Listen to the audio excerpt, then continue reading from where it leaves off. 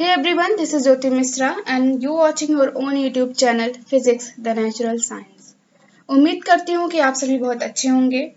जैसा कि आप देख सकते हैं कि यह वीडियो कम्युनिकेशन का मॉक टेस्ट 2 है, जो कि NTA UGC नेट के लिए प्रिपेयर कर रहे स्टूडेंट्स के लिए बहुत ही इम्पोर्टेंट है, जिसमें मैंने 20 क्वेश्चंस लिए हैं।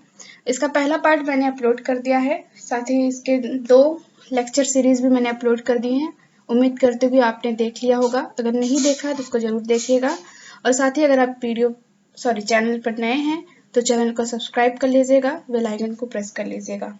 तो चलिए शुरू करते हैं।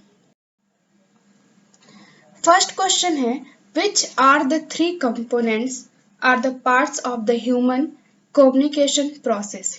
यानी कि नीचे दिए गए ऑप्शन में से कौन से 3 पार्ट हैं जो कम्युनिकेशन प्रोसेस के मेन कंपोनेंट्स हैं। तो आइए देखते हैं कौन कौन से हैं। पहला है message, recording and feedback. B है noise, feedback and jargon. C है message, noise and feedback and D है फीडबैक, मैसेज एंड क्रिटिकिंग। इसका जो पहला ऑप्शन है, देखिए मैसेज तो कंपोनेंट है कम्युनिकेशन प्रोसेस का, और फीडबैक भी है, लेकिन यहाँ पे रिकॉर्डिंग जो है वह कम्युनिकेशन प्रोसेस का कंपोनेंट नहीं है। इसमें देखिए नॉइज तो कम्युनिकेशन प्रोसेस का कंपोनेंट है, फीडबैक भी है, लेकिन ये जॉर्गन ये नहीं है। सी ऑप्शन में देखिए मैसेज भी है, नॉइज भी है और फीडबैक है, तो ये तीनों कंपोनेंट जो है कम्युनिकेशन प्रोसेस के कंपोनेंट्स हैं। और यहाँ पे फीडबैक, मैसेज तो हैं कंपोनेंट्स, लेकिन ये तीसरा वाला नहीं है। तो इसलिए यहाँ पे ऑप्शन सी जो है राइट आंसर होगा। क्वेश्चन नंबर 2 है, words are option A connotative, option B denotative and option C symbols and option D unnecessary. तो देखिए कॉनोटेटिव जो है वह वर्ड्स का सब्जेक्टिव मीनिंग बताता है। डिनोटेटिव क्या करता है, वर्ड्स का ऑब्जेक्टिव मीनिंग बताता है। इसलिए ये दोनों ऑप्शन जो है यहाँ पे गलत होंगे। अननेसेसरी का कोई मतलब ही नहीं है, क्योंकि वर्ड्स अननेसेसरी नहीं होते हैं। तो यहाँ पे जो राइट आंसर होगा वह होगा सिंबल। तो ये इसका राइट आंसर होगा ऑप्शन सी। क्वेश्चन नंबर 3 है, emoticons are option A emotional conference, option B specifically expressive bodily gestures, option C emotional queries, option D typed symbols that communicate facial expressions. तो emoticons जो है आज के ज़माने में हम सभी यूज कर रहे हैं, और इसको रिकॉग्नाइज करना हमारे लिए बहुत ही आसान है। ये क्या है, फेशियल एक्सप्रेशंस होते हैं, बहुत अच्छी तरीके से हम सभी जानते हैं। तो इसका राइट आंसर होगा option D typed symbols that communicate facial expressions. Question number 4 है, in the communication process to encode means to, option A translate ideas into a code, option B interpret a code, option C block a pathway between the sender and receiver of a message, option D speak to large group of people. तो जो option D है speak to large group of people, ये mass communication का example है या part है, तो ये जो गलत आंसर है। ऑप्शन सी जो है block path between sender and receiver of the message, ये भी एकदम गलत है। Option D interpret a code, तो ये कन्वीनियंट आंसर नहीं होगा इसका, तो ये भी गलत है। यहाँ पे राइट आंसर होगा option A translate ideas into a code. यानी कि एनकोड या एनकोडिंग का मतलब क्या है, आइडियाज को या अपने मैसेज को जो है कोड में कन्वर्ट करना, ये इसका राइट आंसर होगा। क्वेश्चन नंबर 5 है, a person is more likely to use eye contact while, option A listening, option B uninterested in communication, option C speaking and option D interpreting. तो एक इंसान जो है वह आई कांटेक्ट ज़्यादा करके कब बनाता है, तो ऑप्शन ए जो है लिसनिंग है। तो सुनते वक्त अगर कोई इंसान आपको इंटरेस्ट से सुन रहा है तो वह आपके साथ आई कांटेक्ट बना के रखेगा। अगर वह अनइंटरेस्टेड है आपके बातों में तो वह क्या करेगा, इधर उधर आंखें चुराएगा, दूसरे कामों में ध्यान लगाएगा। या फिर स्पीकिंग, अगर वो बोल रहा है तो बोलते वक्त भी लोगों को आई कांटेक्ट बना के रखना चाहिए, लेकिन यहाँ पे कन्वीनियंट आंसर ये नहीं होगा। एंड इंटरप्रेटिंग मतलब होता है व्याख्या करना, तो ये भी आंसर सही नहीं है। तो इसका राइट आंसर है option A, listening. Question number 6 है feedback is option A a situation in which the sender and the receiver exchange information, option B confined to the verbal form of communication, option C confined to the written form of communication, option D none of the above। तो feedback क्या है, आप लोग अच्छी तरीके से जानते हैं, फीडबैक वर्ड से आप लोग वाकिफ हैं। फीडबैक का मतलब होता है अगर कोई चीज हो रही है ना तो उसके उत्तर में जवाब देना, है ना। जैसे कोई बात चीज मैंने आपको बताई, फिर आपने उसको सुना, तर्क वितर्क किया, सोचा समझा, फिर उसके बारे में आपने उस टॉपिक के बारे में मुझे फिर से आंसर किया या कुछ बताया, तो वो आपका जो आप बताएंगे ना वो फीडबैक होगा। तो ये क्या है, ऑप्शन ए है situation in which the sender and the receiver exchange information. तो ये सही ऑप्शन है, ऑप्शन ए। ये ऑप्शन ए जो है इसका राइट आंसर होगा।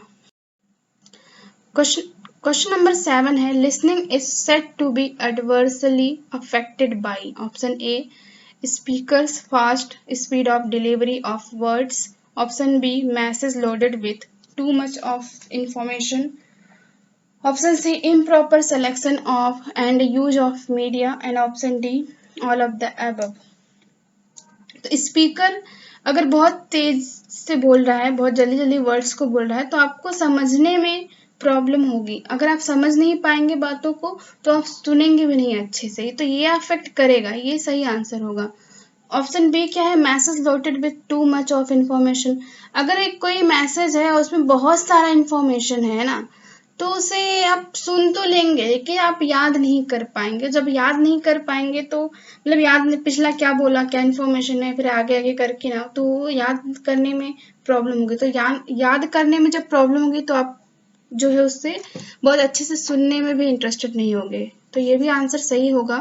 ऑप्शन सी क्या है, improper selection and use of media. तो ये भी राइट आंसर ही होगा, क्योंकि इम्प्रॉपर सिलेक्शन अगर करेंगे, अगर गलत मीडिया यूज करेंगे वहाँ पे, अगर वॉइस परफेक्ट नहीं है तो क्या होगा, वहाँ पे लिसनिंग प्रोसेस जो है अफेक्ट होगी।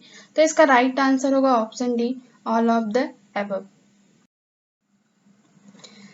नेक्स्ट क्वेश्चन है which of the following term is closely related to feedback. तो फीडबैक के बारे में अभी मैंने पहले भी बात की पिछले क्वेश्चन में।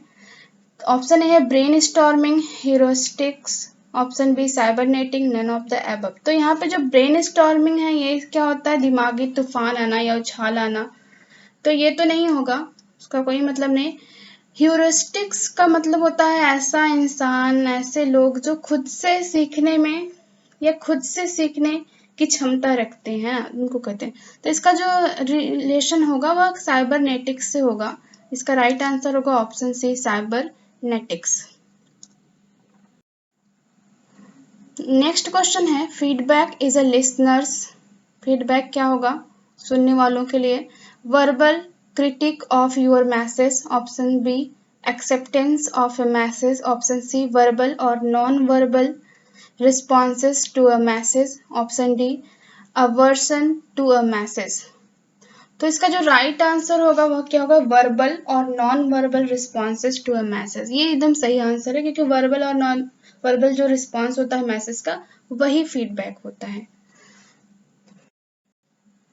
क्वेश्चन नंबर 10 है when we try to organise details in our minds we are seeking to, option A produce new ideas in our mind, option B process complex information and then categorize it, option C categorize difficult and easy pieces of information, option D process simple information and categorize। तो जब हम क्या करते हैं, details को अपने mind में organise करने की कोशिश करते हैं, तो हम क्या कर रहे होते हैं उस समय पे।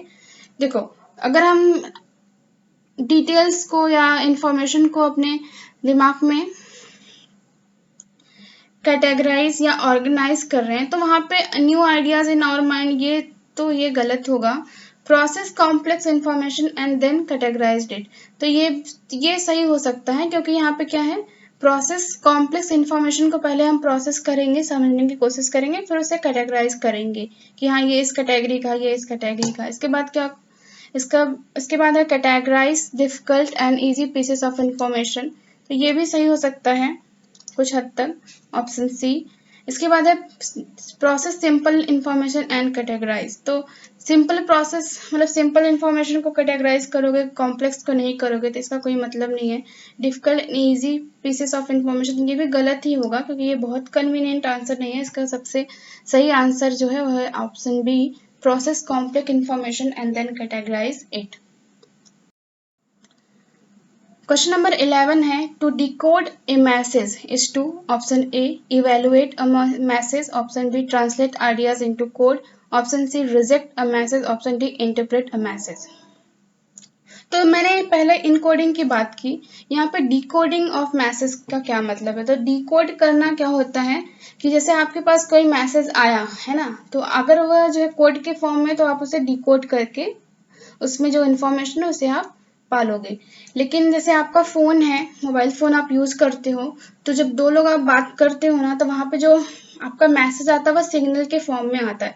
तो आपका फ़ोन जो है ना, अगर आप बोल रहे हो, सेंडर हो, तो वहाँ पे आपका फ़ोन इनकोड भी कर रहा है और फिर आप रिसीव कर रहे हो उसी से, तो वो आपका फ़ोन जो है डिकोड भी कर रहा है मैसेज, यानी कि सिग्नल को जो है, सिग्नल फॉर्म को जो है वह आपके मैसेज के रूप में या वर्ड्स के रूप में कन्वर्ट कर रहा है या वॉइस मैसेज के रूप में कन्वर्ट कर रहा है, जिसे आप समझ पा रहे हो। तो ये पूरा मामला होता है एनकोडिंग और डिकोडिंग का। तो इसका जो राइट आंसर होगा वह होगा option D, interpret a message, यानी कि मैसेज की व्याख्या करना, मैसेज को समझना।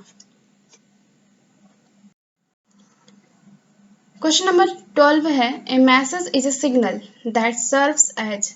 मैसेज क्या है, एक सिग्नल है, बार बार मैं बोल रही हूँ, मैसेज को सिग्नल के फॉर्म में सेंड किया जाता है। तो मैसेज क्या है, सिग्नल है, दैट सर्व, जो कैसे बिहेव करता है या कैसा होता है। Option A stimuli for a sender, stimuli for a receiver, stimuli for a mass audience, option D noise reduction. तो मैसेज जो है सिग्नल है, अगर उसे हम भेजेंगे रिसीवर के पास, तो सबसे ज़्यादा जो है इफेक्ट क्या करेगा, वो मतलब स्टिमुली मीन्स क्या होता है, प्रेरणा या प्रोत्साहन। तो किसके लिए प्रेरणा या प्रोत्साहन बनेगा, रिसीवर के लिए, वह रिसीवर के लिए ही जो है इम्पोर्टेंट होगा। तो इसका राइट आंसर है stimuli for a receiver. Question number 13 है, the objective definition of a word, its option A indirect meaning, option B connotative meaning, option C denotative meaning, option D direct meaning. तो starting में मैंने आपको बताया था connotative और denotative की definition. तो यहाँ से इसका राइट आंसर होगा, क्या होगा, ऑब्जेक्टिव डिफिनेशन क्या होता है वर्ड का, वो होता है डिनोटेटिव मीनिंग। और अगर सब्जेक्टिव होगा तो क्या होगा, कोनोटेटिव मीनिंग होगा। देखिए अगला क्वेश्चन वही है, the subjective meaning of a word is its, option A denotative meaning, indirect meaning, anonym, और क्या है, कॉनोटेटिव मीनिंग। तो इसका आंसर मैंने लास्ट में ही बता दिया, मतलब लास्ट क्वेश्चन में ही बता दिया। तो इसका आंसर होगा option D, connotative meaning. Question number 15 है, which of the following explains feedback. नीचे के कौन टर्म जो है फीडबैक को एक्सप्लेन कर रहे हैं। Option A non verbal communication only, option B environmental noise, option C verbal and non verbal receiver responses, option D verbal communication only. तो नॉन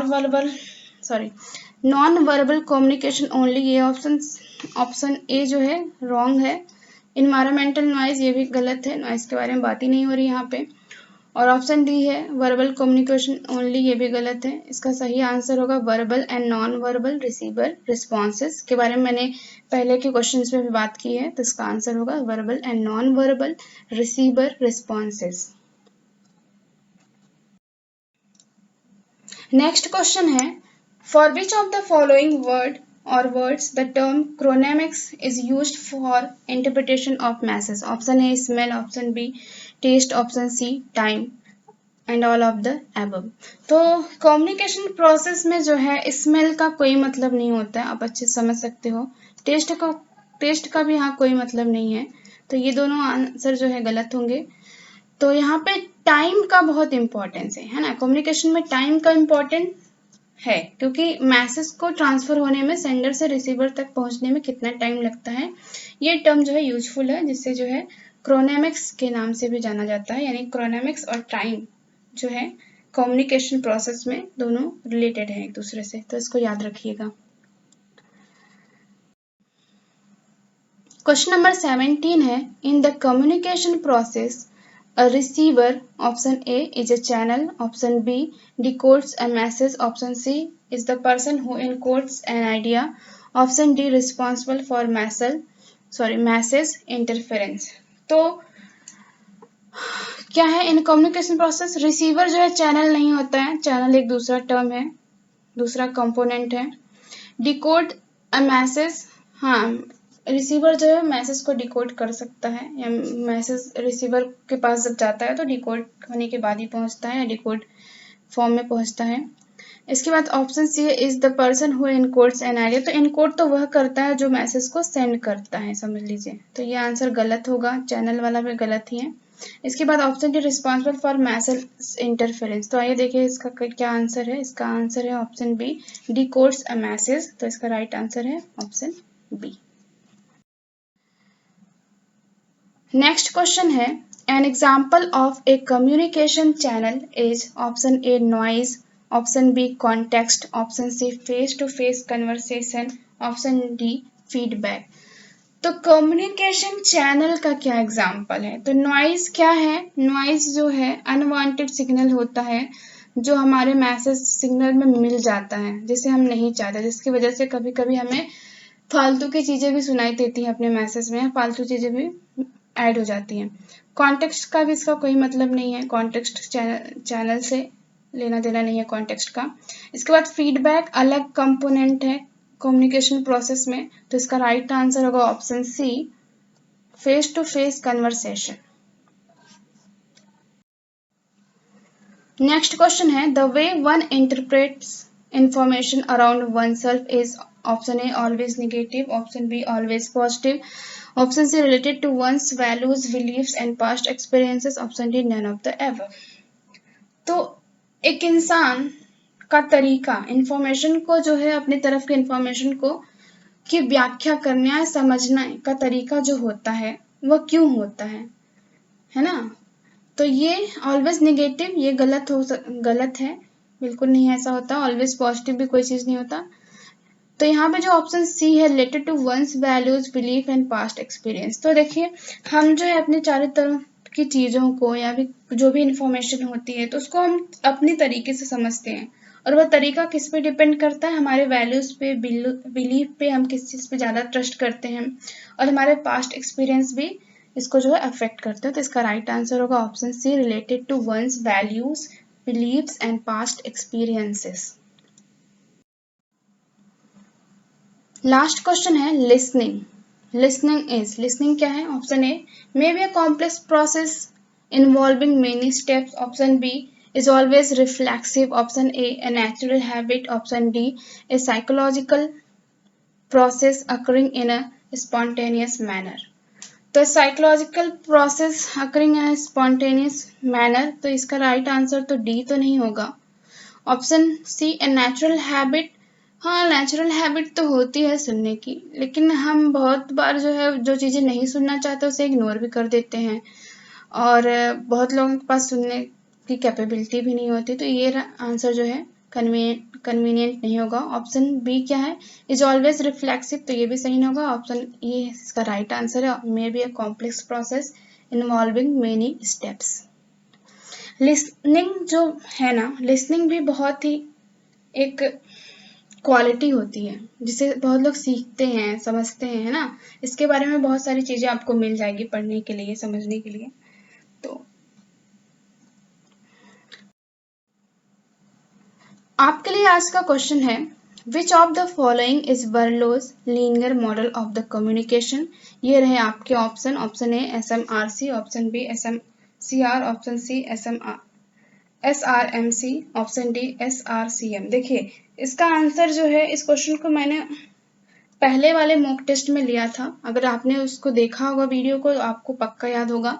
अगर आपने नहीं देखा तो ज़रूर देखिएगा, आपको इसका आंसर वहाँ पे मिल जाएगा। ये बहुत ही इंपॉर्टेंट क्वेश्चन है। Thanks for watching. उम्मीद करती हूँ कि आपको आज का वीडियो पसंद आया होगा, और अगर पसंद नहीं भी आया होगा तो आपके काम तो ज़रूर आएगा ये। इसमें जितने भी क्वेश्चंस लिए हैं काफ़ी चीज़ों को, ये छोटे छोटे चीज़ों को जो कम्युनिकेशन से रिलेटेड है उसको एक्सप्लेन किया गया है क्वेश्चन के जरिए। और इसमें कुछ इंपॉर्टेंट चीज़ें भी थी जिसे आप याद कर सकते हैं, जो आपके डायरेक्ट एग्जाम में पूछा जा सकता है। Thanks for watching, keep learning, keep growing, take care, bye bye.